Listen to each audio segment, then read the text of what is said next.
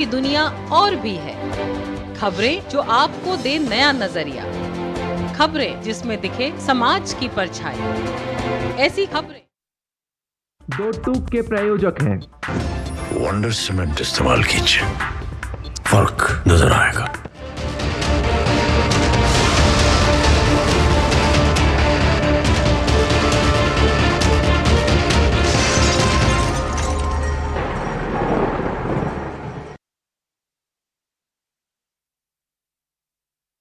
देख रहे हैं, मैं हूं अशोक श्रीवास्तव। अयोध्या में राम आ रहे हैं। जी हाँ, 22 तारीख को अयोध्या में रामलला की प्राण प्रतिष्ठा होगी और इसीलिए आज पूरा देश जो है प्रतीक्षा कर रहा है भगवान श्री राम के आगमन की, और लोग गीत गा रहे हैं राम आएंगे।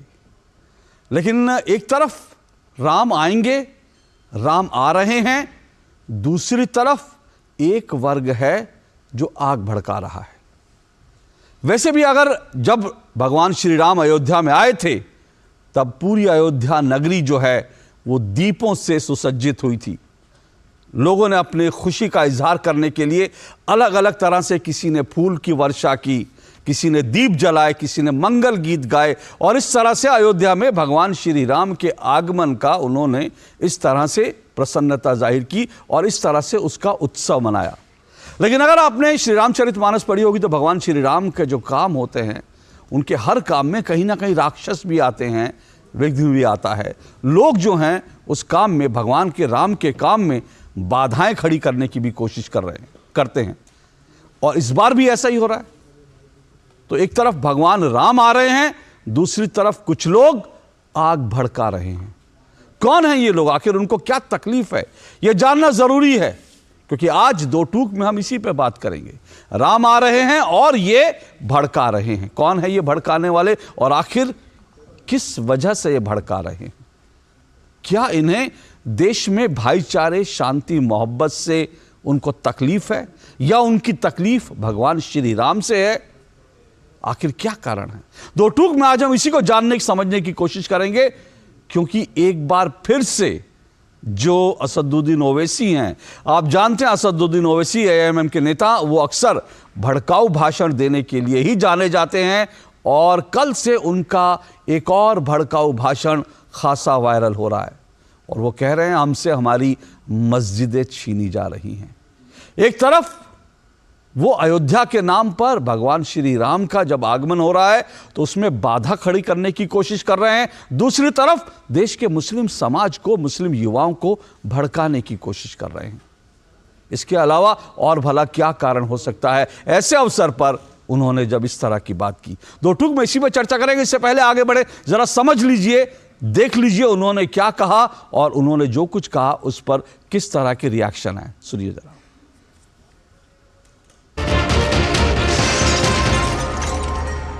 नौजवानों, मस्जिदों को आबाद रखो। नौजवानों, तुमसे मैं कह रहा हूं, हमारी मस्जिद हमने खो दी और वहां पर क्या किया जा रहा है आप देख रहे हैं। नौजवानों, क्या तुम्हारे दिलों में, हमारे दिलों में तकलीफ नहीं होती कि जिस जगह पर हमने 500 साल हय्या अल सलाह और हय्या अल फलाह की सदाएं दी, जहां पर हमने बैठकर कुरान करीम का जिक्र किया, जहां पर हमने बैठकर सलात और सलाम के नजराने पेश किए, आज वो जगह हमारे हाथ में नहीं है। नौजवानों, क्या तुमको नहीं दिख रहा कि अभी ऐसे 3-4 मसाजिद हैं जिसमें दिल्ली की सुनेरी वाली मस्जिद भी है?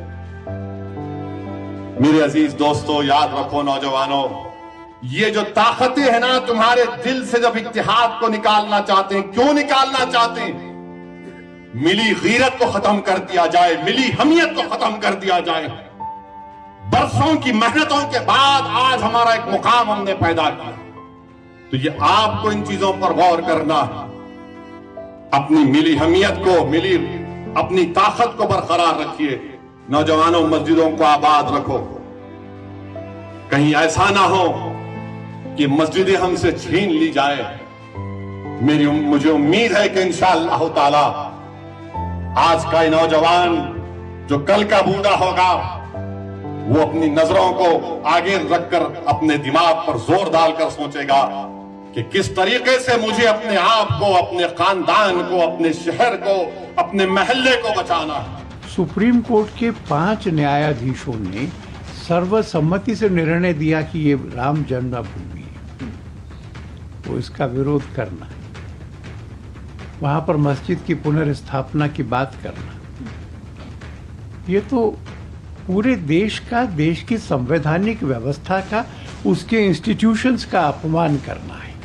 देखिए ओवैसी, मैं बार बार कहता हूं कि ये ओवैसी जिन्ना का जिन इनके अंदर प्रवेश कर गया है, फिर भारत को ये तोड़ना चाहते हैं और युवाओं को भड़का रहे हैं। प्रभु श्री राम का ही डीएनए पूरे देश में है, हिंदू और मुसलमान दोनों का एक ही है। हम लोग सब प्रभु श्री राम के संतान हैं।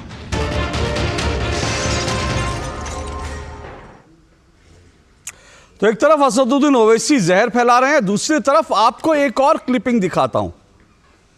यह समझने की जरूरत है कि क्या असदुद्दीन ओवैसी देश के सभी मुसलमानों का प्रतिनिधित्व करते हैं? ऐसा तो बिल्कुल नहीं है, क्योंकि हमको यह भी समझना चाहिए कि असदुद्दीन ओवैसी जो हैं अपने इलाके से बाहर निकलकर, हैदराबाद से बाहर निकलकर जब जब देश में लड़े हैं, चुनाव लड़े हैं, उनकी पार्टी लड़ी है, उन्होंने मुसलमानों को भड़काकर वहां वोट हासिल करने की कोशिश की है, लेकिन हर जगह उन्हें मुंह की खानी पड़ी है।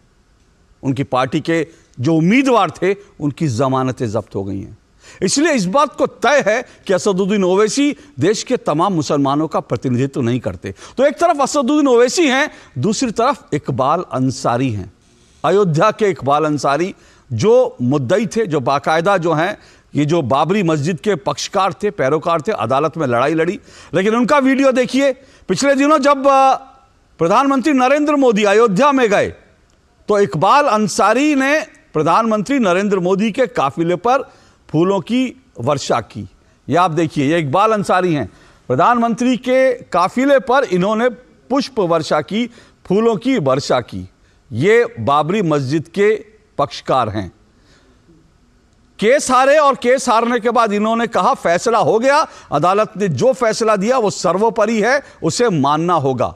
और उसके बाद वो कह रहे हैं कि अयोध्या में जो भगवान श्री राम का मंदिर बन रहा है उसको लेकर उन्होंने खुशी जाहिर की। तो एक तरफ इकबाल अंसारी हैं, दूसरी तरफ असदुद्दीन ओवैसी हैं। इसी को लेकर आज की चर्चा, आज की डिबेट को मैं आगे बढ़ाऊंगा। लेकिन डिबेट से पहले, जैसा मैंने कहा, एक तरफ असदुद्दीन ओवैसी हैं, एक तरफ इकबाल अंसारी हैं, और मेरे साथ मेरे स्टूडियो में शाहनवाज हुसैन जी हैं, एक और देश के बहुत वरिष्ठ मुस्लिम नेता और बीजेपी के सबसे प्रमुख मुस्लिम चेहरों में से, क्योंकि ये कहा जाता है बीजेपी मुस्लिम विरोधी है, तो इसलिए जो है आज खास तौर से मेरे साथ शाहनवाज हुसैन जी हैं। शाहनवाज हुसैन जी, शुक्रिया आपका दो टूक में। शाहनवाज हुसैन जी, सबसे पहले तो ये जो ओवैसी ने बोला है, आपका पहला रिएक्शन क्या है? क्या लोगों को अभी भी दर्द हो रहा है राम मंदिर वहाँ बन रहा है? तो देखिए, किसी को दर्द नहीं हो रहा है। अपने ओपनिंग रिमार्क में सही कहा, और कि न्यायालय का फैसला हुआ है, सर्वसम्मति से हुआ है। और जब ये मामला अदालत में था तब भी मुस्लिम पक्ष ने भी कहा था कि जो अदालत का फैसला होगा हम उसे स्वीकार करेंगे, और सब ने स्वीकार भी कर लिया। कहीं कोई विवाद नहीं हुआ, एक पत्थर नहीं चला, एक 144 भी नहीं लगा। इससे ओवैसी साहब जैसे लोगों के पेट में दर्द हो रहा है कि आखिर इतना शांत माहौल क्यों है। मैं आपको बताना चाहता हूं कि जो कुल हिंद मजलिस इत्तेहादुल मुस्लिमीन है, ये रज़ाकार लोगों से निकले हुए लोग हैं। ये नाम तो है कुल हिंद मजलिस इत्तेहादुल मुस्लिमीन, लेकिन ये मुसलमानों का पूरा नेतृत्व करते हैं क्या? ये हैदराबाद की अंदर 7 सीट जीत जाते हैं। एक बार बिहार भी चले गए थे, जो कुछ नाराज लोगों को लेकर जीत गए थे। इनका कोई अस्तित्व नहीं है। एक ही काम है, हिंदुस्तान के मुसलमानों को मोदी भाईजान पर यकीन है, और ये भड़काऊ भाईजान हैं। ये सिर्फ भड़काने में लगे रहते हैं, इनका काम है भड़काना।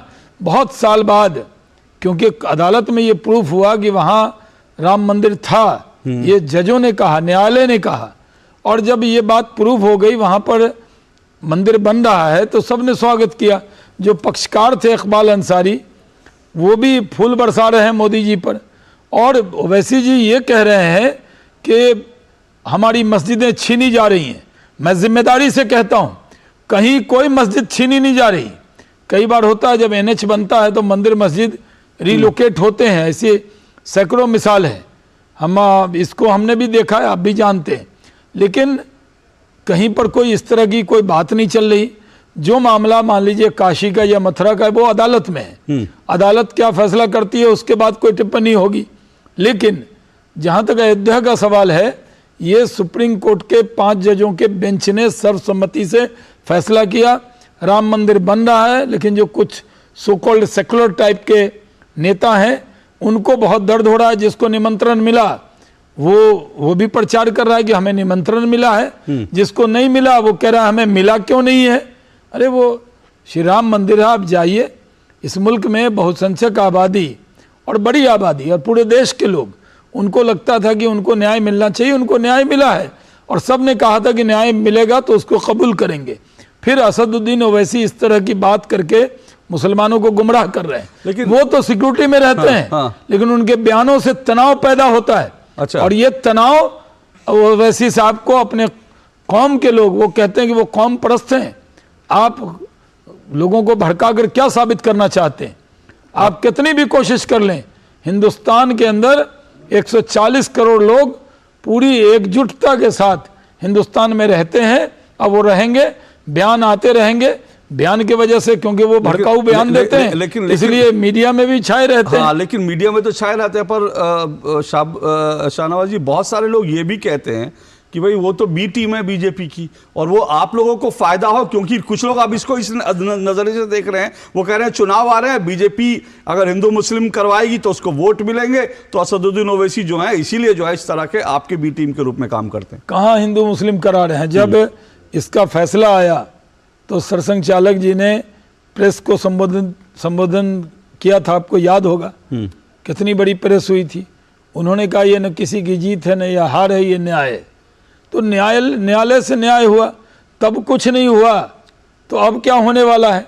हम जानते हैं हमारी बी टीम क्या है। हमारा इनका विचार तो समझिए समुंदर के 2 पार्ट हैं, नदी के 2 पार्ट, नदी के 2 पार्ट नहीं, समुंदर के 2 पार्ट हैं। लेकिन इनकी तकरीर देखिए, भड़काना बड़ा आसान है।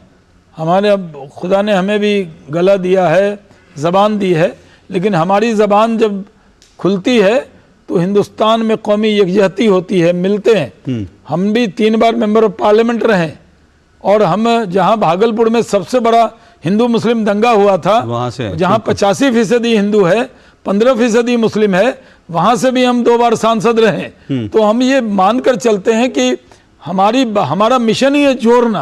और ओवैसी साहब ने कसम खा रखी है कि हम हिंदू मुसलमान को साथ चलने नहीं देंगे, तो आपको साथ मुस्कुराने नहीं देंगे, उनको तोड़ कर रखेंगे। आपको लग रहा है ये पूरा डिजाइन है भड़काने के लिए। लेकिन फिर बात ये आती है ना कि क्योंकि बीजेपी का शासन, अभी आपने जिक्र किया, उन्होंने तो इशारों में बाबरी का जिक्र किया कि जहां 500 साल तक मस्जिद थी, वहां पर देखिए वहां अब क्या हो रहा है, क्योंकि उनको शायद खराब लग रहा है कि वहां पर मंदिर बन रहा है। लेकिन साथ साथ इशारा वो ये भी कर रहे हैं कि कहीं ना कहीं आने वाले दिनों में, जिनका आपने जिक्र किया, मथुरा और काशी हो, क्योंकि बीजेपी की सरकार आने के बाद ये माना जा रहा है, ये कहा जा रहा है कि भाई ये सारी चीजें अब तेज हो गई हैं, बढ़ गई हैं अदालतों में।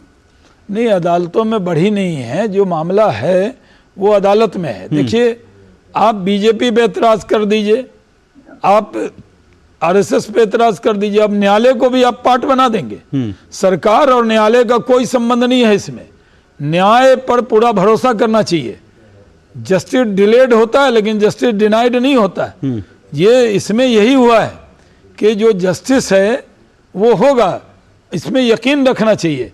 अगर आप बीजेपी के खिलाफ तो बोलते बोलते न्यायालय के खिलाफ बोलने लगेंगे तो कौन यकीन करेगा आप पे?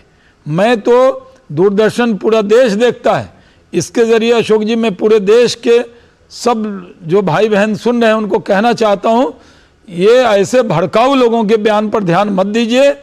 जो हिंदू समाज, सनातन समाज के लोग इतने दिन से जश्न की और न्याय की उम्मीद कर रहे थे, उनको न्याय मिला है और अदालत से मिला है, तो उनको खुश होने, उनकी खुशी में शामिल होइए, न कि उनके खुशी में व्यवधान पैदा कीजिए। ओके, एक बात और, ये जो आपने जैसा कहा कि भाई अदालत और बीजेपी अलग बात है, सरकार अलग बात है, ठीक बात है, ये फैसला अदालत का था। लेकिन फिर ये बीजेपी पे भी आरोप लगते हैं ना कि बीजेपी इसका श्रेय क्यों ले रही है अगर वहां बन रहा है। तो आप लोग जब श्रेय लेने की बात आती है तो कहते हैं देखो बीजेपी का शासन है इसलिए मंदिर बन रहा है। अच्छा, लेकिन जब बाकी है तब आप कहते हैं कि ये जो है। अशोक जी, वो गाली दे हमें, नीतीश कुमार जी कहें कि ये कहते हैं बीजेपी वाले मंदिर वही बनाएंगे लेकिन तारीख नहीं बताएंगे, यही उद्धव ठाकरे कहें कि मंदिर वही बनाएंगे तारीख नहीं बताएंगे।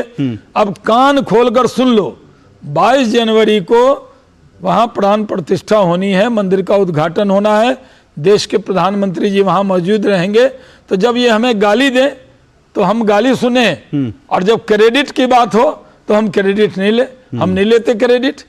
हम तो ये कहते हैं कि ये काम होना था, ये देश का काम है, ये हुआ है, इसमें कोई विवाद का विषय नहीं है, किसी को हर्ट होने की भी जरूरत नहीं है। तो ये तो मथुरा और काशी भी देश का काम है, क्या वो भी आपको लगता है होना चाहिए? नहीं, वो तो देखिए वो मामला अदालत में है, इसलिए मैं कोई टिप्पणी नहीं करना चाहता।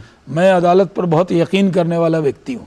मैं मानता हूँ कि हिंदुस्तान की जो अदालत है वो पाकिस्तान और बांग्लादेश की अदालत नहीं है। हिंदुस्तान की अदालत की मिसाल दी जाती है, हिंदुस्तान की डेमोक्रेसी की मिसाल दी जाती है।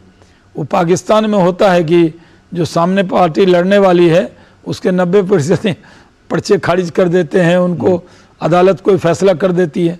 हमारी जो न्यायपालिका है इसकी तो मिसाल दी जाती है दुनिया में, तो यकीन करना चाहिए। और मेरी अपील है, इसमें ज़्यादा विवाद का विषय नहीं है।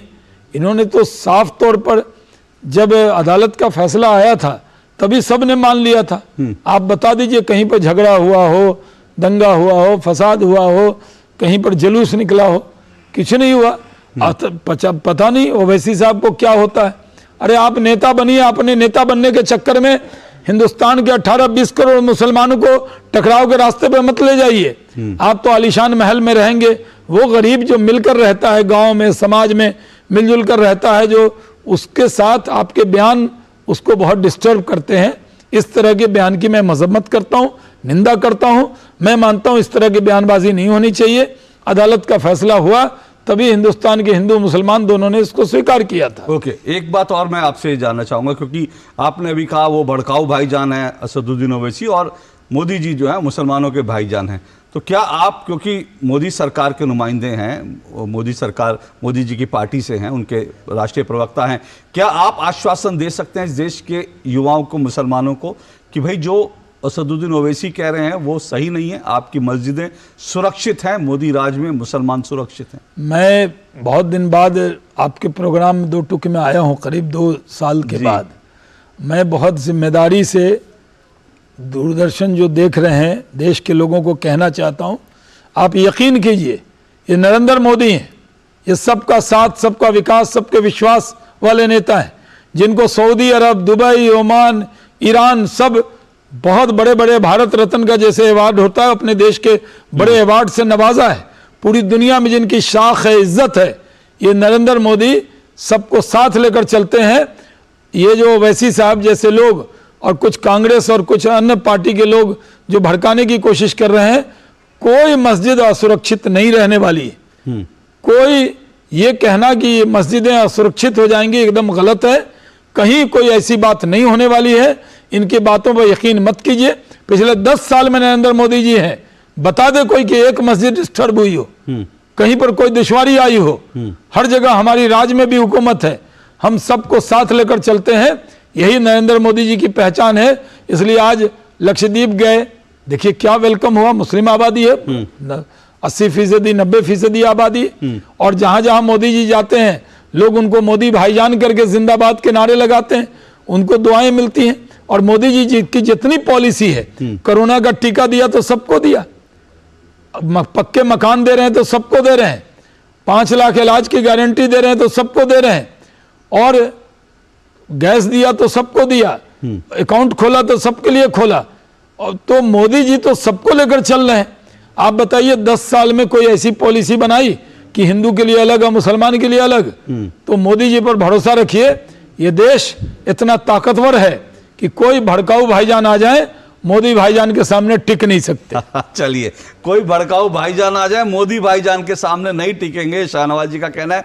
अंत में शाहनवाज जी, आप अयोध्या जा रहे हैं? आप भी नहीं, अभी तो ड्यूटी यहीं लगी हुई है। अच्छा, ड्यूटी लगी, आपसे भी तो आगे बहस करनी होगी। जी जी जी। और अयोध्या जाना, पहले भी हम तो पूरे देश में ही घूमे हैं। और जो अयोध्या तो एक ऐसी जगह बन रही है कि हम क्या, पूरे दुनिया के लोग वहाँ आएंगे, टूरिस्ट आएंगे। देखिए एयरपोर्ट भी अब पुष्पक विमान वहाँ लैंड कर चुका है, तो सब लोग जाएंगे और सबसे कहा गया है कि 22 के बाद सब लोग वहाँ पहुँचेंगे। जी, वैसे मैं शुक्रिया आने के लिए, और मैं आप दर्शकों को एक बात बता दूं, आज शाहनवाज जी ने अपने यहाँ देश भर के पत्रकारों को बुलाया था, दिल्ली के तमाम पत्रकारों को बुलाया था, और नववर्ष के अवसर पर उन्होंने जो अयोध्या में भगवान श्री राम का जो दिव्य मंदिर बन रहा है, उस मंदिर की एक छोटी सी प्रतिकृति जो है सबको नववर्ष के भेंट स्वरूप जो है हमारे एक दोस्त थे, उन्होंने गोपाल जी,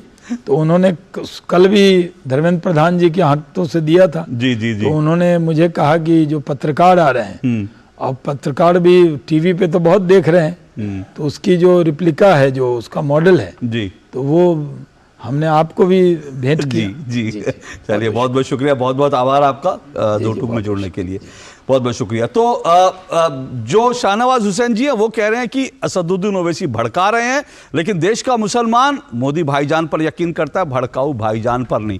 और इसी पर मेरी आज की डिबेट होगी। मेरे साथ मेरे आज के मेहमान जुड़ेंगे, लेकिन इस छोटे से ब्रेक के बाद। सर बेरी पुलाव ट्राई करो, मस्त है। कैसा है? अरे उसको काहे को घूरता है? टिप्स इग्नोर करने का, अपना दिमाग लगाकर ऑर्डर देने का। मार्केट का स्टॉक टिप्स बहुत लोग देता है, डेंजरस हो सकता है। कंपनी और रिस्क पूरा समझने का, फिर इन्वेस्ट करने का। समझ कर इन्वेस्ट कर। स्वाद से करेंगे नया साल का स्वागत। गोल्डी मसाले की ओर से हैप्पी न्यू ईयर। दादी, आज भी आपकी चाय की दुकान बंद थी? 1 महीने से बीमार हूँ, काम बंद और इलाज का खर्चा अलग। आयुष्मान कार्ड नहीं बनवाया? नाम सुना है, कहाँ बनवाना है, कैसे बनवाना है, इस उम्र में भाग दौड़। कार्ड अभी बन जाएगा। आयुष्मान ऐप पर जाकर अपना या परिवार के सदस्य का नाम लाभार्थी सूची में ढूंढे, आधार, OTP या फेस ऑथ द्वारा ऑथेंटिकेट करें, डिटेल्स भरें, अब मोबाइल से फोटो खींचकर अपलोड करें। बन गया। अब ठीक होकर अपने हाथ की चाय पिला दो। और एक प्रकार से PM जय अब गरीबों की जय बन गई है। 5 लाख तक के मुफ्त उपचार की गारंटी, स्वास्थ्य का वरदान आयुष्मान। मोदी सरकार की गारंटी, सबका अपने पक्के घर का सपना होगा पूरा। 4 करोड़ पक्के घरों का निर्माण, हमारा संकल्प विकसित भारत।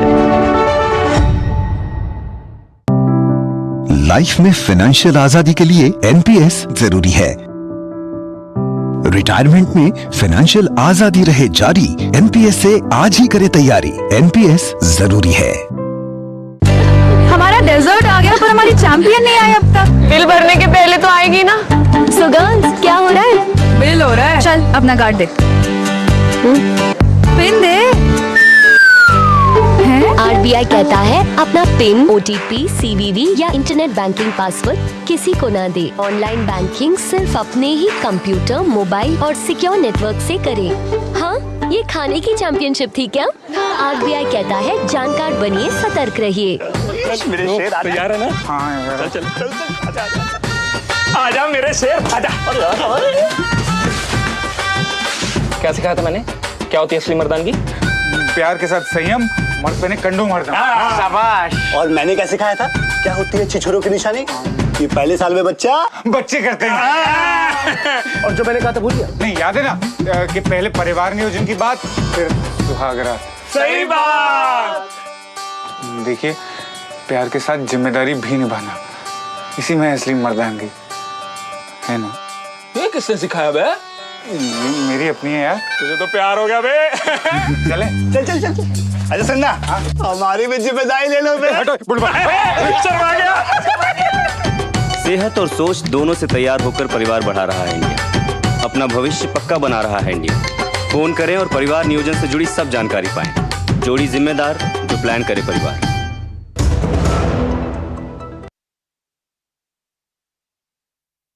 तो दो टूक आप देख रहे हैं, दो टूक हम चर्चा कर रहे हैं। राम आ रहे हैं और ये भड़का रहे हैं। भड़काने वाले कौन है? भड़काने वाले भड़काऊ भाईजान जो है असदुद्दीन ओवैसी हैं। और दिलचस्प बात यह है कि एक तरफ इकबाल अंसारी फूल बरसा रहे हैं और भड़काऊ भाईजान जो है वो आग बरसा रहे हैं। तो सवाल यह है कि भारत का मुसलमान जो है दरअसल क्या चाहता है? इन सब चीज़ों पर चर्चा करने के लिए मेरे साथ आज फिलहाल जो है मेरे साथ 4 मेहमान जुड़ चुके हैं। मेरे साथ मनीष शुक्ला बीजेपी के प्रवक्ता जुड़ चुके हैं। मेरे साथ एडवोकेट आदिल हसन जुड़ चुके हैं, एएमएम के प्रवक्ता हैं। प्रोफेसर फिरोज बख्त अहमद मेरे साथ स्टूडियो में जुड़ चुके हैं, इस्लामिक मामलों के जानकार हैं। प्रोफेसर जी, माफ़ कीजिएगा, मैं माफ़ी चाहता हूँ, फिर से हमेशा गलती हो जाती है। फिरोज बख्त अहमद जी हैं। मौलाना साजिद रशीदी मेरे साथ स्टूडियो में जुड़े हैं। चारों मेहमानों का बहुत बहुत शुक्रिया और स्वागत। शुरुआत करता हूं मैं एडवोकेट आदिल हसन जी से। आदिल हसन जी, आखिर ओवैसी जी क्या चाह रहे हैं इस समय, जबकि पूरा देश शांत है, बड़ी शांति से भगवान श्री राम का जो है वो प्रतीक्षा कर रहे हैं, लोग उत्सव मना रहे हैं। ऐसे समय में इस तरह के भड़काऊ बयानबाजी का क्या मायने? नहीं, आपको अशोक जी, आपको लग रहा है भड़काने वाली बात। उन्होंने नौजवानों को कहा कि नमाज पढ़ो, आओ मस्जिद भरो, तुम समझो आखिरत को तुम करो। ओवैसी साहब आईसिस के खिलाफ बोलते हैं, ड्रग्स के खिलाफ बोलते हैं, ड्रिंक एंड ड्राइव के खिलाफ बोलते हैं। अगर नहीं दिखता है तो बात अलग। अगर वो आदमी हैदराबाद में एक मदरसे के प्रोग्राम में मुसलमान नौजवान को बोल रहा है कि तुम इंसानियत का साथ दो, धार्मिक बनो, नमाज पढ़ो, क्योंकि जवान की इबादत अल्लाह को ज्यादा पसंद है, वो कह रहे हैं। अभी शहनवाज साहब आपके साथ बैठे हुए थे, ओवैसी साहब पे जब उत्तर प्रदेश में 6 गोली चली तब वो सुरक्षा जबरदस्ती मिला। शहनवाज साहब की तरह नहीं 1999 से Z+ सुरक्षा लेके चल रहा है। ओवैसी साहब ने पार्लियामेंट में कहा कि तबरेज अंसारी को, मुदस्सिर को, पहलू खान को, जुनैद को सुरक्षा दो, मुझे सुरक्षा नहीं चाहिए। ओवैसी साहब कभी सुरक्षा के पीछे नहीं रहते हैं। शहनवाज साहब 1999 से सुरक्षा लेके बैठे हुए हैं। तो ऐसी बात अभी कहे थे, अफसोस होता है शहनवाज साहब चले गए हैं। एएमयू किशनगंज को 1 रुपया नहीं दिला पाए, सीमांचल किशनगंज से MP बने, सीमांचल को 1 रुपया नहीं दिलवाए बाढ़ की तबाही से, और बड़ी बड़ी बात यहां पर कर रहे हैं। मुझे तो समझ में नहीं आता है कि कैसे इन लोग बोल लेते हैं। इसलिए चुनाव हार रहे किशनगंज से, इसलिए जनता इनको हराई, और बिहार से प्रमोशन था, MP थे, MLC बन गए, चुनाव हारते गए। जनता तो पूछती है ना। आदिल हसन जी, मेरा डिबेट का विषय जो है ना वो शाहनवाज हुसैन जी नहीं, और वो ओके, आपने बोल लिया, आपने जवाब दे दिया ना। अब मैं विषय पे भी थोड़ा आ जाता हूँ। आपने शाहनवाज जी के प्रति आपके मन में जो गुस्सा था निकाल दिया। अब मैं विषय पर आ जाता हूँ। अरे ठीक है आदिल हसन जी, अब मैं विषय पर आ जाऊँ। मैं सिर्फ ये कह रहा हूँ, उन्होंने जो ये शब्द का इस्तेमाल किया कि 500 साल तक जहां पर वो किस तरफ इशारा कर रहे थे, ये तो सब समझ रहे हैं। आज वहां क्या हो रहा है, 500 साल तक जहां पर जो है नमाजें पढ़ेंगी, आज वहां क्या हो रहा है। तो ये क्या हो रहा है आज वहां पे, मैं जानना चाहता हूं क्या गलत हो रहा है वहां पर। अगर वहां पर मंदिर बन रहा है, अयोध्या कोर्ट का फैसला आया, कोर्ट ने कहा कि हाँ यहां पर जो है मंदिर बनने के लिए पक्ष में फैसला दिया, मंदिर बन रहा है, पूरा देश वहां पर जो है रामलला के प्राण प्रतिष्ठा के लिए अगर उत्सव की तैयारी कर रहा है, तो वहां क्या गलत हो रहा है? नहीं, मेरा तो कहना है अशोक जी, आप इतने पुराने पत्रकार हैं, सुब्रमण्यम स्वामी भी मोदी जी के जाने पर सवाल उठा रहे हैं। मैंने शंकराचार्य जी का सवाल पूछा, मैंने देखा ओवैसी साहब ने नमाज़ों की बात की। आदिल जी प्लीज सुनिए। आदिल जी मेरी बात सुनिए ना। सुब्रमण्यम स्वामी सवाल उठाए, कोई करे, मैं उन सब पर बात कर रहा हूं। मैंने कल भी आरजेडी ने, मेरी बात तो सुनिए ना, मेरी बात सुनिए। कल आरजेडी ने सवाल उठाया, मैंने आरजेडी के नेताओं को बुला के पूछा। अब सुब्रमण्यम स्वामी जो बोल रहे हैं किसी दिन मौका लगेगा उनको बुला के पूछ लूंगा। आज मैं आपसे ये बिल्कुल मैं तो पूछूंगा। आज मैं आपसे पूछ रहा हूं ना, मैं पूछ रहा हूं कि 500 साल तक वहां पे नमाज पढ़ेगी, आज देखिए वहां क्या हो रहा है। तो मुझे बताइए ना, आज वहां क्या गलत हो रहा है? सुनिए, पंजाब में या तेलंगाना में या सवाल पूछो, जवाब देंगे। सुनिए, बोलने दीजिए। हाँ बोलिए। जो मस्जिदें आबाद नहीं रहती है, जहां पर हय्या अल सलाह हय्या अल फलाह की गूंजें हुई है, जहां पर सजदा अगर लोग नहीं जाते हैं तो मस्जिदें वीरान हो जाती है। सुप्रीम कोर्ट का जजमेंट ने कहा कि रात के अंधेरों में मूर्तियां रखी गई, आपके सामने है। बाबरी मस्जिद शिलान्यास राजीव गांधी ने कराया, PV नरसिम्हा राव के वक्त में बाबरी शहीद हुई, एक सच्चाई है। जजमेंट में भी ये कहा गया। सुप्रीम कोर्ट का जजमेंट साबरमला पे भी आता है, लेकिन कोई भाजपा साबरमला के जजमेंट में नहीं बोल पाता है। हमने नमाज की बात की, हमने हक बात की, हमने हैदराबाद में बोला, आप बाबरी मस्जिद से जोड़ रहे हैं, आप बेवजह आप जोड़ रहे हैं मस्जिद और मस्जिद की लड़ाई से। अरे तो आप ये सुनिए, 500 साल तक वहां पर नमाजें पढ़ी, आज वहां क्या हो रहा है ये उन्होंने। एक मिनट आदिल हसन सुनिए, एक मिनट आपने बोला, मेरी बात सुन लीजिए। 500 साल तक वहां नमाजें पढ़ी जा रही थी, आज यहां क्या हो रहा है? यह दर्द किसका है? यह अयोध्या में भगवान श्री राम के मंदिर में जो प्राण प्रतिष्ठा हो रही है उसका दर्द है। मैं यही पूछ रहा हूं, यह दर्द क्यों है? क्यों भड़काऊ? ये भड़काऊ बयानबाजी क्यों? अरे आप, अगर आपको लग रहा है, सुनिए आदिल हसन, सुनिए आप, सुनिए एक मिनट, रुकिए, अब रुकिए, मैंने आपको मौका दिया, अब रुकिए। ये जो कुछ अयोध्या में हो रहा है ये पहले भी हो सकता था, लेकिन किसी ने नहीं किया, क्योंकि सबने प्रतीक्षा की वहां पर कोर्ट के फैसले की, कोर्ट का फैसला। अब आप चुप रहिए, अब आप शांत बैठिए, अब आप शांत बैठिए। अब आपने बोल दिया, मैंने आपको रोका नहीं आदिल हसन, और मैं इस तरह की डिबेट नहीं कर रहा हूं। मैंने आपको, जब आपने बात कही, अब आपने बात की, अब आप शांत रहिए। अब आप ये जो इनकी आवाज नीचे करिए, मुझे चिल्ला चिल्ली नहीं पसंद है, मैं किसी की चिल्ला चिल्ली बर्दाश्त नहीं करूंगा। आपको भाषण देने का, तहरीरें देने का हक है, तो आप जाइए किसी मदरसे में तहरीरें दीजिए, मेरे डिबेट में आके तहरीरें मत दीजिए। मैं जो सवाल पूछा, सवाल का जवाब नहीं दिया जाता है, मैं सीधा पूछा हूं, आखिर दर्द किस बात का, चोट किस बात की है?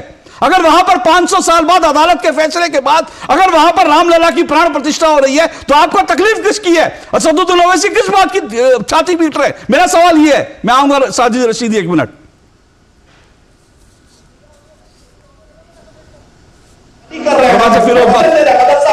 मदरसा में क्या बोला आपने? मैंने बोला मदरसे में जाकर तहरीरें दीजिए। मैंने बोला मदरसे में जाकर तहरीर, भाई इनकी आवाज नीचे करिए, मैं इनकी आवाज नीचे करिए, बिल्कुल नीचे करिए, बिल्कुल नीचे कीजिए इनकी आवाज नीचे कीजिए। मैं फिर कह रहा हूं, ये तहरीरें आप मदरसे में जाके दीजिए। मेरी डिबेट में आया तो मैं जो सवाल पूछ रहा हूं उसका जवाब दीजिए। फिरोज बख्श अहमद, रिस्पॉन्ड कीजिए। देखिए, ऐसा है अशोक भाई, अभी आपने कहा, इनसे पूछा, इनके AIMIM के जो आदिल हसन साहब हैं, भाई आपके दिल में किस बात का दर्द है? अगर वहाँ इस मंदिर की मर्यादा पुरुषोत्तम राम के नाम में मंदिर की प्राण प्रतिष्ठा हो रही है, तो आपको किस चीज़ का दर्द है? ये सवाल जायज़ था। आप सवाल पूछ रहे हैं केमिस्ट्री का, जवाब वो दे रहे हैं अंग्रेज़ी का, तो ऐसे बहस नहीं होती है, पहली चीज़। दूसरी भी चीज़ मैं कहना चाहता हूँ कि on behalf of Muslim community, जितने भी हिंदुस्तान में रह रहे मुसलमान हैं, हिंदुस्तान के बाहर रह रहे मुसलमान हैं, वो मर्यादा पुरुषोत्तम लॉर्ड राम को अपना जो है, जैसे prophet Muhammad peace be upon him, आप एक पैगंबर थे, वो भी 1,24,000 पैगंबरों में से एक पैगंबर थे। और जो हमारे शायर मशरिक़ इकबाल हैं, उन्होंने तो आपको इमाम हिंद कहा, और मैं तो कहता हूँ इमाम हिंद नहीं, जिस तरह के शख्स मर्यादा पुरुषोत्तम राम थे, वो इमाम हिंद से भी आगे चल के इमाम आलम हैं।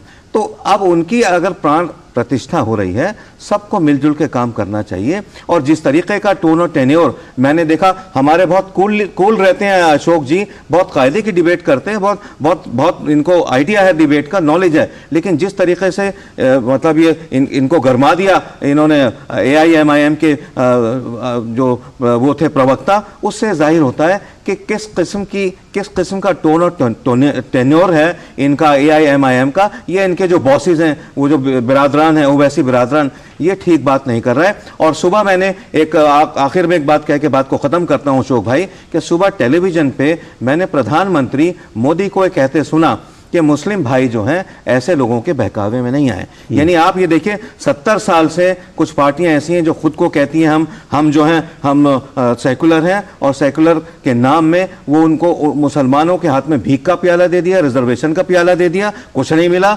और उनको वोट बैंक बना के रखा। इस चीज से मुसलमान बाहर निकल रहे हैं, और मैं समझता हूं ये जो भी कुछ होने वाला है अयोध्या में, हम उसका खैर मकदम करते हैं और हम उसके साथ हैं। ओके, मौलाना साजिद रशीदी, ये ठीक है जो अभी आदिल जी ने भी कहा, और जो उनका पूरा बयान है उसमें एक हिस्सा वो कह रहे हैं, युवाओं को कह रहे हैं कि भाई मस्जिदों में जाइए, नमाज पढ़िए। ठीक है, वो हर मजहब का व्यक्ति जो है, हर मजहब की जिसको चिंता होती है, वो युवाओं से ये बात कहता है। लेकिन खास करके उनकी जो 1-2 पंक्तियां थी, वो इशारा साफ तौर पर यह था, अयोध्या को लग था। और अयोध्या का जब फैसला भी आया, मुझे याद है कि इस देश में कोई विवाद नहीं हुआ, सबने स्वीकार किया इसको। मैं डिटेल में नहीं जाऊंगा, लेकिन आपने एक जरूर ट्वीट किया था जिसको लेकर थोड़ा सा विवाद हुआ था, लेकिन आपने मेरे ही शो में एक बार आपने इस बात पर ये भी कहा था कि मैं अपने उस बात को वापस लेता हूं। आपने खुद बड़प्पन दिखाते हुए कहा था नहीं, वो चीज नहीं है, गलत, मैंने गलत बयान की थी। लेकिन अब इस तरह की बयानबाजी, क्या कहेंगे आप? देखिए अशोक भाई, असल में क्या है कि आस्था के नाम पर जो चीज़ें होती हैं ना, उन चीज़ों को कभी आदमी व्यक्त करने में थोड़ा सा आगे पीछे बढ़ जाता है। बाबरी मस्जिद हमारी आस्था थी। जैसे कोर्ट में केस था, बहुत दिनों तक वो मामला चलता रहा, लेकिन 92 में जो कुछ प्रकरण हुआ उसकी टीस हमारे दिल में आज भी है।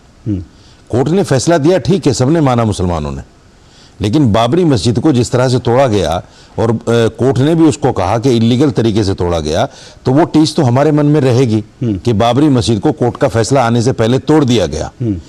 कल आने वाले वक्त में ज्ञानवापी ये मथुरा की ईदगाह पर जो मामला चल रहा है, जैसे आपने शायद पढ़ा होगा कि 2021 में भी कुछ लोगों ने इस तरह का प्रयास करने की कोशिश की कि चलो कार सेवा लेके चलो, ज्ञानवापी को धराशायी कर दो। आपने शायद पढ़ा होगा कहीं, ये सोशल मीडिया पर भी है, ऑन रिकॉर्ड है ये चीज़ें। तो हमारी जो टीस है, हमारा जो दर्द है वो ये है कि जब बाबरी मस्जिद का फैसला हो गया, मुसलमान खामोश हो गया और कोर्ट ने ये भी कहा कि अब जो प्लेसेस वर्शिप एक्ट है उसको सामने रखते हुए अब इस तरह की बातें आगे नहीं होनी चाहिए। बल्कि जो आरएसएस के चीफ हैं मोहन भागवत, उन्होंने भी कहा कि अब हम किसी मस्जिद में शिवलिंग नहीं ढूंढने, ये अच्छी बात नहीं है।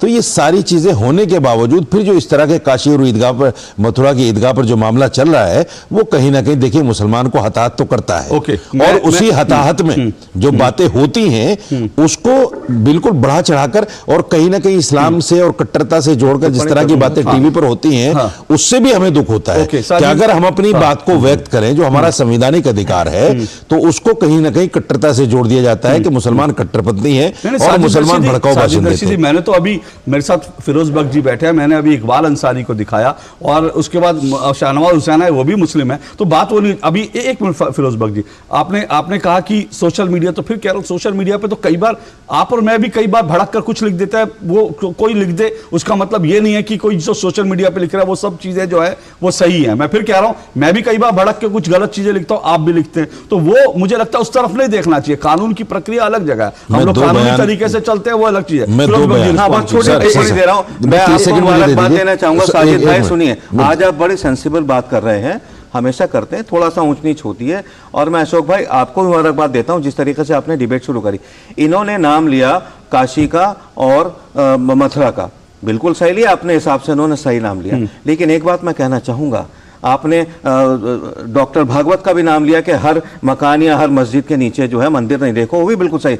ये बात कह के मैं कहना चाहूंगा, लेट मी से दिस, कि अगर ठीक है आपके अपने ख्यालात हैं, अपने रुझानात हैं, लेकिन अगर ये राम मंदिर मुसलमान, आपके जैसे मुसलमान, आपके AIMIM के हमारे भाई जैसे मुसलमान, हमारे जैसे मुसलमान ये कहते हैं, ए हिंदू बिरादरान हिंदू, आपके सबसे बड़े खुदा हैं राम, हम इसको गिफ्ट करते हैं, और हालांकि राइट नहीं है, हम इसको फिर भी आपको गिफ्ट करते हैं हिंदू मुस्लिम एकता में, और बाकी अल्लाह पे छोड़ देते हैं। अगर वो टोन टेनियर होता तो ये शिकायत आपको नहीं होती, मथुरा की और काशी की, सुनहरी मस्जिद की शिकायत होती। सर एक मुझे मनीष जी के पास जाना है, बिल्कुल मैं डिबेट में इतना सा मनीष जी, दरअसल है क्या कि इस पूरी डिबेट में एक पक्ष बार बार ये आ रहा है कि भाई एक आशंका है कि भाई बीजेपी की बात है, बीजेपी, मैंने अभी शाहनवाज जी से भी बात पूछी, तो आपसे भी यही कि भाई अभी जैसा मौलाना साजिद रशीदी ने कहा, भाई मथुरा काशी का बात आ जाती है तो ऐसा लगता है कि भाई कहीं ना कहीं जो है इरादे कुछ और भी हैं। देखिए, तो 500 साल बाद एक लंबी प्रतीक्षा राम भक्तों ने की, और आज अयोध्या में प्रभु राम का मंदिर दिव्य और भव्य बन रहा है और 22 को वहां प्राण प्रतिष्ठा होगी। देखिए, ओवैसी जैसे लोगों के सीने में जरूर सांप लौट रहा है, और ये कोई ओवैसी नहीं है। 1947 के बाद ठीक इसी डरे पे कांग्रेस वामपंथी चलते आए, वो ओवैसी तो सपा जैसी पार्टियां चल रही है।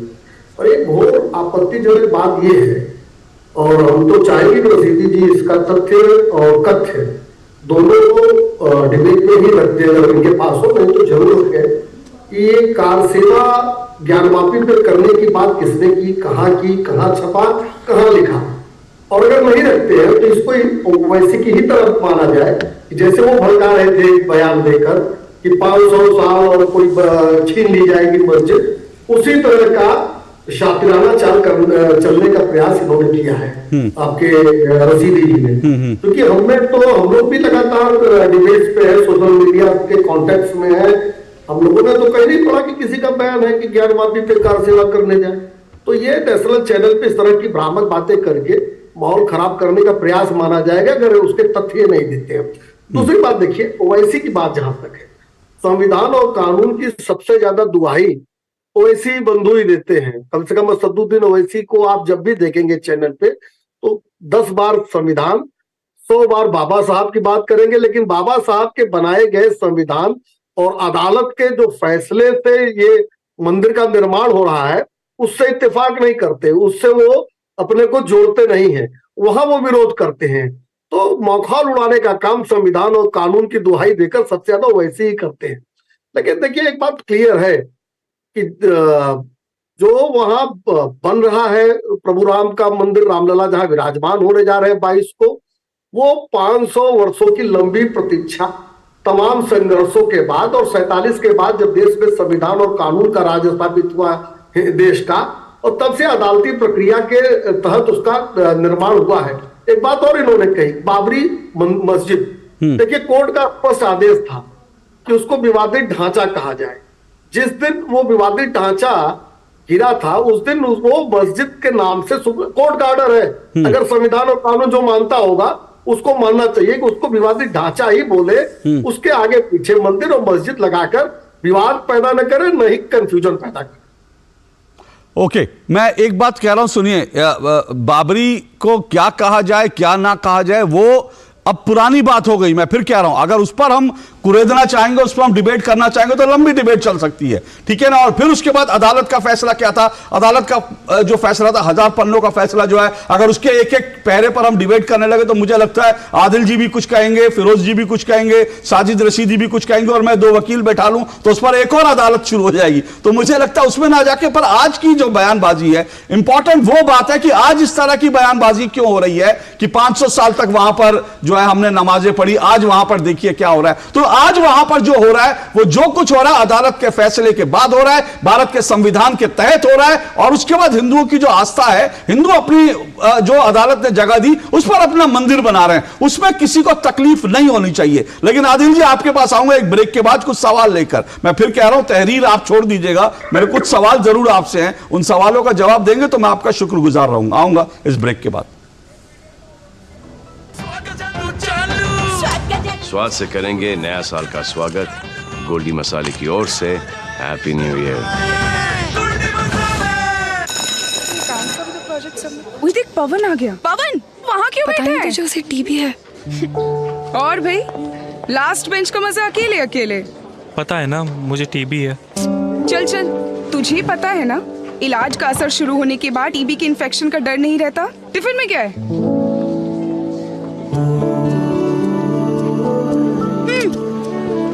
टीबी की दवाई के साथ खाना भी अच्छे से लेना है, समझा? अपनों का जोड़ है टीबी का तोड़, तो फिर भेदभाव क्यों? टीबी के इलाज में अपनों का साथ दें। लाइफ में फाइनेंशियल आजादी के लिए एनपीएस जरूरी है। रिटायरमेंट में फाइनेंशियल आजादी रहे जारी, एनपीएस से आज ही करे तैयारी। एनपीएस जरूरी है। सही बात है। मोदी सरकार की गारंटी, भारत होगा गरीबी मुक्त। 5 सालों में 13 करोड़ 50 लाख लोगों को गरीबी से बाहर निकाला। हमारा संकल्प विकसित भारत।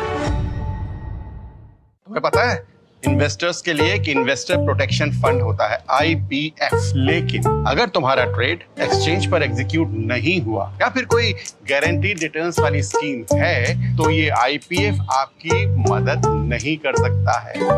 और अगर आपका ब्रोकर ही डिफॉल्टर बन जाए तो फिर IPF आपको कॉम्पेंसेशन दिला सकता है। कहाँ से सीखा? NSE की साइट पर। सोचकर समझकर इन्वेस्ट कर। भैया जी सारी तैयारी कर ली अपने गोपाल की शादी की, आप चिंता ही मत कीजिए, लच्छू सब संभाल रहा है। अच्छा भैया जी, जैसे आप बताए थे सेम टू सेम जूते आ गए हैं, शेरवानी फिट करा लिया है और टोपी एकदम लल्लन टॉप। भैया जी यहाँ का भी अपॉइंटमेंट ले लिया है हमारे लिए। हमने कहा था ना भैया जी, लच्छू सब संभाल रहा है, एकदम हीरो बना के ले जाएंगे अपने भाई को। वहाँ बात की परिवार नियोजन। भैया जी ऐसी बातों में मर्दों का क्या काम? वाह, अपने परिवार की प्लानिंग में तेरा कोई काम नहीं। जब बहू आएगी तुझे पूछेगी बुड़बक कि परिवार नियोजन का कौन सा तरीका अपनाना है तो क्या कहेगा? लच्छू संभाल रहा है। क्या बोल रहे हैं भैया जी? फोन लगा। और सिर्फ ब्याह नहीं, ब्याह के बाद की समझदारी की तैयारी करो, समझे? भैया जी शर्माता है, बकलोल है। सेहत और सोच दोनों से तैयार होकर परिवार बढ़ा रहा है इंडिया। अपना भविष्य पक्का बना रहा है इंडिया। फोन करें और परिवार नियोजन से जुड़ी सब जानकारी पाएं। जोड़ी जिम्मेदार जो प्लान करे परिवार।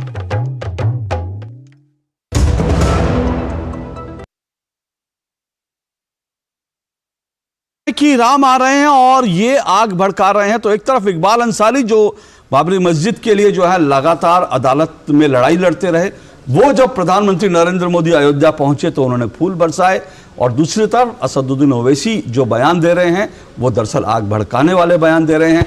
एक दिलचस्प बात यह भी है कि इकबाल अंसारी से जब लोगों ने पूछा तो उन्होंने कहा कि भाई अब तो अदालत का फैसला आ गया, और अदालत का फैसला आने के बाद जो मंदिर बन रहा है वो बहुत बढ़िया मंदिर बन रहा है। और उन्होंने कहा कि अयोध्या में जो विकास हो रहा है वो आज तक किसी ने नहीं किया, और प्रधानमंत्री नरेंद्र मोदी अयोध्या का जो विकास कर रहे हैं, इसलिए मैं आया और इसलिए मैं प्रधानमंत्री नरेंद्र मोदी के काफिले पर फूलों की वर्षा कर रहा था। तो एक तरफ इकबाल अंसारी, दूसरी तरफ हम देख रहे हैं असदुद्दीन ओवैसी। इसी में चर्चा कर रहे हैं। मेरे साथ मनीष शुक्ला बीजेपी से जुड़े हैं, एडवोकेट आदिल हसन एएमएम से जुड़े हैं, प्रोफेसर फिरोज बख्त अहमद जुड़े हैं, और साथ साथ फिरोज बख्त अहमद जुड़े हैं, और मौलाना साजिद रशीदी जुड़े हैं। आदिल जी, मैं आपसे एक चीज़ ये जानना चाहता हूँ कि क्योंकि ओवैसी जी ने मस्जिदों की बात करी और मस्जिदों को सुरक्षित रखने की बात की, तो मस्जिद तो सुरक्षित रहनी चाहिए, इसमें कोई दो राय नहीं। लेकिन अयोध्या में क्योंकि अब वहां पर मंदिर बन रहा है, वहां पर 5 एकड़ जमीन जो है कोर्ट ने दी थी मस्जिद के लिए अयोध्या के धन्नीपुर में, उसके वहां पर मस्जिद बनाने के लिए अब तक ओवैसी साहब ने क्या क्या किया, जरा इसकी जानकारी हमें दीजिए। हमारा ये मानना है, ये हमारी आस्था है कि जहाँ पे मस्जिद थी क़यामत के सुबह तक वहाँ मस्जिद रहे। भारत का संविधान हमें अधिकार देता है कि अपने लोगों को मैं रिलीजियस प्रीचिंग करूं, उनको बोलूं कि तुम नमाज पढ़ो, सजदा करो, बंदगी करो, रोजा रखो, ये हमारा संवैधानिक अधिकार है। और बैरिस्टर असदुद्दीन ओवैसी साहब ने इसी तक कहा था। हमने उसी दिन इसको रिजेक्ट कर दिया था जो आपने दिया, क्योंकि हमारा स्टैंड क्लियर है, वो मस्जिद हमारी थी और संवैधानिक अधिकार है। ठीक है, कौन सा? हाँ, देश के कानून एक मिनट मनीष जी, मैं यही पूछ रहा हूँ, मनीष जी मैं यही पूछना चाह रहा हूँ, रुकिए। आदिल जी ये कौन सा संवैधानिक आधार है कि कोर्ट का फैसला आने के बाद आप कहें कोर्ट का जो फैसला आया हम तो वही मस्जिद बनाएंगे? ये कौन सा संवैधानिक अधिकार है? अगर अदालत, सुनिए ना, अगर अदालत एक जमीन पे मैंने अपना घर बना रखा है और अदालत कहे कि ये जमीन पे मेरा घर नहीं बनना चाहिए, इस जमीन पे स्कूल बनना चाहिए, अदालत फैसला जो इसकी सुप्रीम कोर्ट दे देती है, तो उसके बाद भी मैं कहूंगा मेरा घर यही बनना चाहिए जहां सुप्रीम कोर्ट ने फैसला दिया। अशोक जी, किसी ने नहीं कहा कि वहां हमारी आस्था है, ये आस्था का मामला है कि हमारी मस्जिद है और रहेगी। मतलब नहीं बोला कि हम लाठी उठाएंगे, हम ये करेंगे। सुप्रीम कोर्ट इस सुप्रीम कोर्ट की जस्टिस वर्मा ने कहा, ये सुप्रीम कोर्ट के जज कहे हैं जो एनएचआरसी के चेयरमैन भी थे। मतलब सुनिए, एक मिनट सब रुकिए, जरा आवाज नीचे कीजिए, आवाज नीचे कीजिए सबकी। देखिए दिक्कत क्या है, दिक्कत ये है कि आस्था, ठीक है आस्था आपकी हो, मैंने किसी की आस्था पे कोई सवाल नहीं। मेरी आस्था है। हाँ आपकी आस्था है, बिल्कुल आस्था है।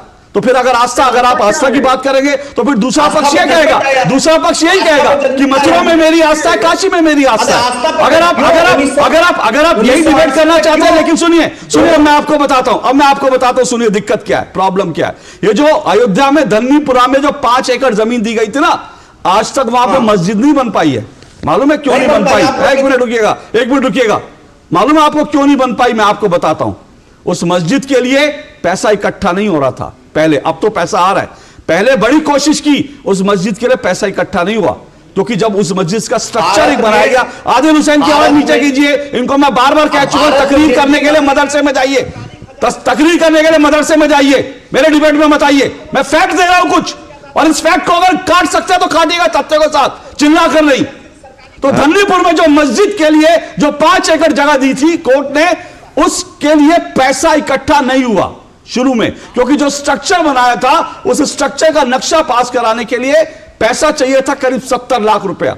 वो 70 लाख रुपया असदुद्दीन ओवैसी नहीं जुटा पाए, बाकी लोग नहीं जुटा पाए, जिसके कारण वहां मस्जिद का निर्माण नहीं हो सका। और दूसरा कारण क्या था? दूसरा कारण यह था कि इस मस्जिद का नाम क्या रखा गया? अहमदुल्ला शाह।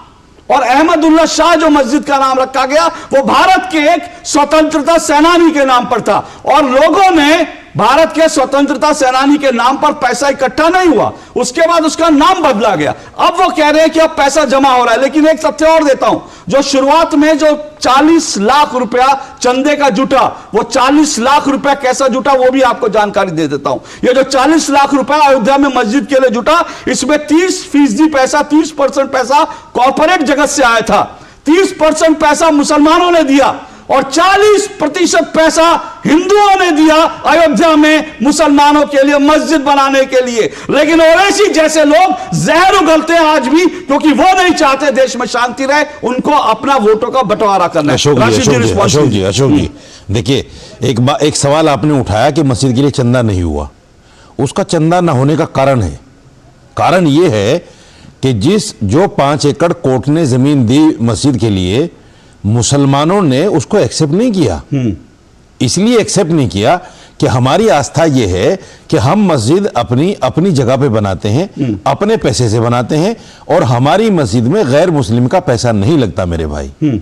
ये हमारी बनने जा रही है। नहीं रशीदी जी बने, रशीदी जी मई में उसका उद्घाटन होने जा रहा है। अशोक भाई वो बने, उद्घाटन मुसलमान ही बना रहे हैं। अशोक भाई वो बने, वो मस्जिद नहीं, वो सियासी जगह है। अच्छा, वो मस्जिद नहीं, मुसलमान इस्लाम नहीं मानता उसको मस्जिद, इसलिए नहीं मानता क्योंकि इस्लाम बाबर की जगह मानता है। नहीं, मैं उस डिबेट में नहीं जाना चाहता। इस्लाम बाबर की उसको मानेगा, इस्लाम वो मानेगा जहां मंदिर तोड़कर बना दिया गया। नहीं, गजब है भाई। मंदिर तोड़कर कहां बनी है इस्लाम का मैं जानकार नहीं हूं, मंदिर तोड़कर कहां बनी है? सुनिए सर, कहां से मिला आपको? सुनिए, इस्लाम का मैं जानकार नहीं हूं, मंदिर तोड़कर कहां बनी है? इस्लाम के, हां मनीष जी आ रहा हूं। आप मुझे ये बताइए, मंदिर तोड़कर मस्जिद कब बनी है? रशीदी जी, कोर्ट ने तो साफ कर दिया मंदिर तोड़कर नहीं बनी। रशीदी जी मैं उस डिबेट में, रशीदी जी सुनिए, रशीदी जी सुनिए, मैं उस डिबेट में जाना ही नहीं चाहता। लेकिन मैं एक बात कह रहा हूं, आप कह रहे हैं कि वहां पे इसलिए नहीं बना क्योंकि जो है वहां पर, क्योंकि जो है वो उसको हम राजनीति का खड़ा मानते हैं। तो ऐसी तो फिर सवाल बहुत सारे उठेंगे, बहुत सारी मस्जिदों पे बहुत सारे सवाल उठेंगे। फिर इस तरह की बात नहीं। हाँ दे दीजिए जल्दी से, फिर मैं मनीष जी के पास जा रहा हूं। एक आंकड़ा दे देता हूं,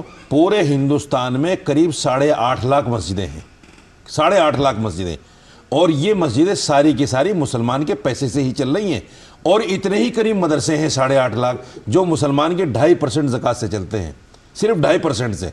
97% मुसलमानों के पास बाकी। सर मुझे उससे कोई तकलीफ नहीं, मुझे उससे कोई तकलीफ नहीं है। आप जवाब दे रहा हूं, मैं आपकी उस बात का जवाब दे रहा हूं कि वो मस्जिद क्यों नहीं, उसके लिए पैसा क्यों नहीं इकट्ठा हो पाया। बहुत अच्छी बात है। मुझे बड़ा खेद है, मुझे बड़ा खेद है उन लोगों के लिए जो उस मस्जिद के जिम्मेदार बनकर मस्जिद बना रहे हैं, और उसमें आपने बताया कि 40% पैसा मेरे गैर मुस्लिम भाइयों का। अब देखिए यही तो मस्जिद नहीं मानी जाएगी, मस्जिद नहीं मानी जाएगी, शरीयत की। बहुत बढ़िया, बहुत बढ़िया। क्योंकि अयोध्या में एक मिनट सर, मैं मनीष जी के पास आ रहा हूं। मनीष जी एक मिनट आ रहा हूं मैं सिर्फ एक, ये देखिए ये भी एक दिलचस्प बात है, क्योंकि अयोध्या में 5, ठीक है सर आपकी आस्था, मैंने कब कहा? मैं तो लोगों को जानकारी दे रहा हूं कि बड़ी दिलचस्प बात है कि 5 एकड़ जमीन सुप्रीम कोर्ट ने दी, कहा कि आप वहां पर अपनी मस्जिद बनाइए। वो नहीं चाहिए क्योंकि वो तो किसी और के पैसे, और हिंदुओं ने वहां पर पैसा दे दिया। ये उन लोगों के लिए जो लोग कहते हैं कि जिन हिंदुओं ने कहा कि हम अपने पैसे से मस्जिद बनाएंगे, तो साजिद रशीदी जी का पैगाम उनके लिए है कि आप को वहां पे जरूरत नहीं, क्योंकि वो उसको मस्जिद मानेंगे ही नहीं अगर हिंदुओं के पैसे से बनेगा। मनीष जी रिस्पॉन्ड कीजिए। देखिए 1528 के पहले वहां क्या था? आप सरकार की दी हुई जमीन पे, जो न्यायालय के आदेश पे सरकार ने दिया, पहली बात तो ये कि सरकार ने नहीं दिया, न्यायालय के आदेश पे सरकार ने न्यायालय के आदेश का अनुपालन किया है और जमीन दी है। लेकिन 1528 के पहले जहां मंदिर था, और ये बात कौन कह रहा है मंदिर था? एक करके बोल दीजिए, किसने बताया आपको? अरे सर सुनिए, अब तो कह रहा है कि नहीं साजिद रशीदी, अब आप गलत तथ्य, नहीं एक मिनट, गलत तथ्य तो एक मिनट, नहीं साजिद रशीदी एक मिनट, साजिद रशीदी एक मिनट, साजिद रशीदी एक मिनट, उनको अपनी बात नहीं, साजिद रशीदी एक मिनट, फिर आप आस्था की बात कर रहे हैं। नहीं साजिद रशीदी एक मिनट, साजिद रशीदी ऐसे नहीं, साजिद रशीदी मैं नहीं चाहता इस तरह की डिबेट, प्लीज साजिद रशीदी इस तरह की डिबेट में नहीं चाहता। नहीं आप मत आइए फिर आप नहीं इस तरह से मत चिल्लाइए, नहीं आप इस तरह से मत चिल्लाइए। आप सुप्रीम कोर्ट से ऊपर नहीं है, आप सुप्रीम कोर्ट से ऊपर नहीं है, आप सुप्रीम कोर्ट से ऊपर नहीं है, आप सुप्रीम कोर्ट से ऊपर नहीं नहीं है। नहीं, आप सुप्रीम कोर्ट से ऊपर नहीं है, आप सुप्रीम कोर्ट से ऊपर नहीं है। साजिद रशीदी मेरे डिबेट से जाइए, साजिद रशीदी मेरे डिबेट से जाइए। मैं ब्रेक ले रहा हूँ, ब्रेक के बाद साजिद रशीदी मेरे साथ नहीं होंगे। मैं ब्रेक ले रहा हूँ, मैं इस तरह से डिबेट नहीं करना चाहता। मैं ब्रेक ले रहा हूँ। Okay break. Sajid thank you so much. Sajid Rashidi, मुझे इस तरह की डिबेट पसंद नहीं। ब्रेक लीजिए, साजिद रशीदी मेरे साथ नहीं होंगे उसके बाद। Thank you Sajid Rashidi, thank you. Break लीजिए, फिर मैं ब्रेक के बाद साजिद रशीदी मैं इस तरह की डिबेट नहीं। आपको मैं ब्रेक काटी, इनकी आवाज मुझे नहीं चाहिए। Sajid Rashidi thank you. मैं आपको इसलिए मना करता हूं, स्टूडियो में मत आया करिए इस तरह से, मत आया करिए। Thank you so much, thank you so much. मैं नहीं चाहता ना इस तरह की डिबेट हो। की परछाई, ऐसी खबरें झूठ कहती हैं न्यू इंडिया की कहानी। खबरें जो है अनछुई, कुछ खट्टी कुछ मीठी, हम लाते हैं आपके लिए ढूंढकर। खबर हटकर सोमवार से शुक्रवार सिर्फ डीडी न्यूज पर।